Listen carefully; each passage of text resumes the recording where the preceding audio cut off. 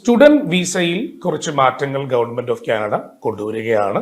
2024 മുതൽ ആ മാറ്റങ്ങൾ അവർ പ്രാവർത്തികമാക്കിക്കൊണ്ടിരിക്കുകയാണ്. അതിൽ ഏറ്റവും പ്രധാനപ്പെട്ട ആദ്യം കൊണ്ടുവന്ന മാറ്റം, കാനഡ ഗവൺമെന്റിൽ നമ്മൾ സ്റ്റഡി വിസ ആപ്ലിക്കേഷൻ ചെയ്യുമ്പോൾ GIC എന്ന് പറയുന്ന ഒരു ഫണ്ട് ഡെപ്പോസിറ്റ് കാണിക്കണം. ഗ്യാരണ്ടീഡ് ഇൻവെസ്റ്റ്മെന്റ് സർട്ടിഫിക്കറ്റ് എന്നാണ് അതിന് പറയുക. അതായത് ഒരു സ്റ്റുഡന്റ് കാനഡയിലേക്ക് വിസയ്ക്ക് അപ്ലൈ ചെയ്യുന്നതിന് മുമ്പ് അവരുടെ ഫൈനാൻഷ്യൽ സെക്യൂരിറ്റി കാണിക്കാൻ വേണ്ടി ഗവൺമെന്റ് ഓഫ് കാനഡയുടെ ഒരു ബാങ്കിൽ ഓൺലൈനായിട്ട്, ഇപ്പൊ എക്സാമ്പിൾ പറഞ്ഞാൽ ഇന്ത്യയിലുള്ള ഒരാൾ സ്കോഷ്യ ബാങ്കിൽ ഒരു ഓൺലൈൻ അക്കൗണ്ട് ഓപ്പൺ ആക്കിയിട്ട് ഒരു ഡോളർ നമ്മൾ ഡെപ്പോസിറ്റ്, ഒരു $1,000 ആയിരുന്നു ഡെപ്പോസിറ്റ് ചെയ്യേണ്ടത്. അത് അവര് ഇനി മുതൽ 2024 ജനുവരി മുതൽ അവർ കൊണ്ടുവന്നിരിക്കുന്നത് $20,635 കനേഡിയൻ ഡെപ്പോസിറ്റ് ചെയ്യണം.